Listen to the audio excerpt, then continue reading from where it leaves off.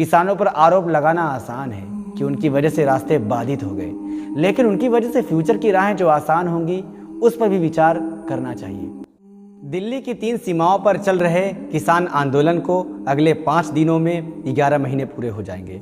कृषि प्रधान और जय जवान जय किसान के नारे पर यकीन करने वाले भारत में सत्तारूढ़ पार्टी यानी भाजपा के लिए ये बड़ी शर्मिंदगी की वजह होनी चाहिए कि उसके राज में किसान खेतों में कम और सड़कों पर ज़्यादा दिख रहे हैं।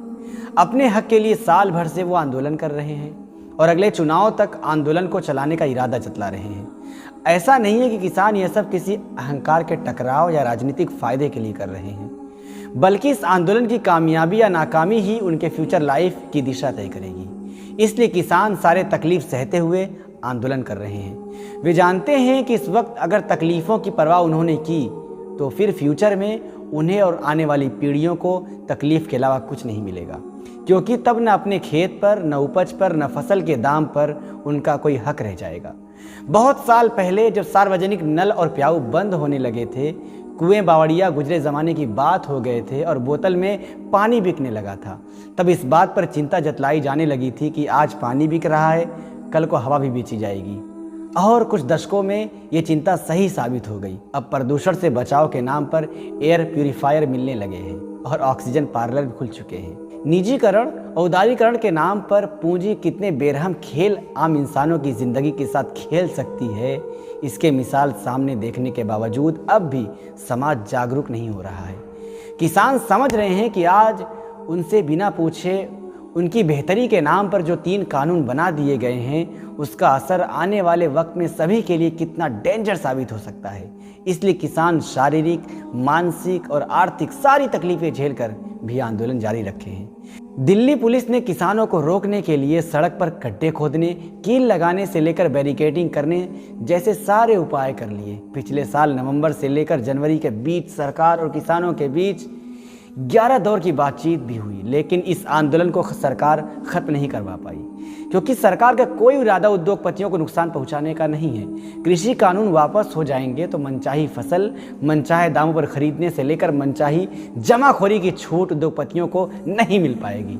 और इस वक्त पब्लिक वेलफेयर कहलाने वाली सरकार का कमिटमेंट उद्योगपतियों के लिए ज़्यादा दिख रहा है। इसलिए अब न कानून वापस हो रहे हैं, न बातचीत के लिए एक फ़ोन कॉल की दूरी को प्रधानमंत्री मिटा पा रहे हैं। अलबत्ता इस वक्त ये कोशिश ज़रूर की जा रही है कि किसान सड़कों से हट जाए। कुछ वक्त पहले अदालत में इस शिकायत के साथ याचिका लगाई गई थी कि किसान आंदोलन के चलते रास्ते बाधित हो रहे हैं, जिस पर आज सुप्रीम कोर्ट में सुनवाई हुई। जस्टिस संजय किशन कौल और जस्टिस एम सुंदरेश की बेंच ने मामले की सुनवाई करते हुए कहा कि इस मामले में कानून पहले से तय है और रास्ता नहीं रोका जाना चाहिए। इस पर किसानों के वकील दुष्यंत दवे ने सुप्रीम कोर्ट के एक आदेश का हवाला देते हुए कहा कि 2020 में सुप्रीम कोर्ट की एक बेंच ने आदेश दिया था कि विरोध प्रदर्शन को न हटाया जाए। इस पर कोर्ट ने कहा कि लेकिन सड़कों को ब्लॉक भी नहीं किया जा सकता। अदालत ने कहा कि सड़कें साफ होनी चाहिए। हम बार बार कानून तय करते नहीं रह सकते। आपको आंदोलन करने का हक है, लेकिन सड़क जाम नहीं कर सकते। ये सही है कि किसी भी विरोध प्रदर्शन की वजह से अगर सड़कें जाम हो या रेलवे ट्रैक बंद किया जाए तो आम लोगों को तकलीफ उठानी पड़ती है, लेकिन अगर लोकतंत्र में जनता सड़क पर विरोध करने नहीं उतरे तो फिर कहाँ जाए। वैसे भी देश में डिसएग्रीमेंट के लिए कंसेप्चुअल लेवल पर जगह कम होती जा रही है और अब ज़मीन पर विरोध की गुंजाइश भी खत्म हो रही है। अदालत कानून के हिसाब से किसी मुद्दे की एक्सप्लेनेशन करती है, लेकिन जनता के द्वारा चुनी गई सरकार इस वक्त कहाँ है?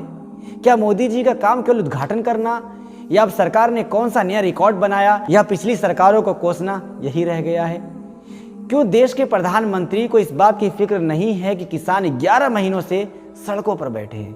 क्यों उन्हें इस बात की फिक्र नहीं है कि कड़ी मेहनत के बाद देश का पेट भरने वाले किसानों को कभी दोषद्रोही बताया जाता है, कभी उनके साथ हिंसा की जाती है? ये अपने आप में एक मिसाल है कि किसानों का ये आंदोलन अहिंसापूर्ण तरीके से आगे बढ़ रहा है और देश में संवैधानिक पद पर बैठे लोग जैसे मनोहर लाल खट्टर या अजय मिश्र टेनी किसानों को सबक सिखाने के बयान दे रहे हैं। हेलो ठंडे हैं? ठीक है, नहीं वो भी देख लेंगे। और दूसरी बात यह है, जब ठावने के डंडे तो जमानत की परवाह मत करो। महीना 6 महीने 2 महीने रहे होगे ना तो इतनी पढ़ाई इस मीटिंगों में नहीं होगी। अगर 2-4 महीने वहां रहे होगे तो बड़े लीडर अपने आप बन जाओगे। उनको ये भी मालूम होगा कि मैं किसी चुनौती से भागता नहीं हूँ, और जिस दिन मैंने उस चुनौती को स्वीकार करके काम कर लिया, उस दिन पलिया नहीं लखीमपुर तक छोड़ना पड़ जाएगा, ये याद रखें। क्या शब्दों के जरिए हिंसा को उकसाने वाले इन लोगों पर कोई कानूनी कार्रवाई नहीं होनी चाहिए थी? इससे पहले शाहीन बाग के आंदोलन में भी सरकार समर्थक कुछ लोगों ने हिंसा भड़काने की कोशिश की थी। जनता को अब ये साजिशें आंखें खोलकर देखनी और समझनी चाहिए। किसानों पर आरोप लगाना आसान है कि उनकी वजह से रास्ते बाधित हो गए, लेकिन उनकी वजह से फ्यूचर की राहें जो आसान होंगी उस पर भी विचार करना चाहिए।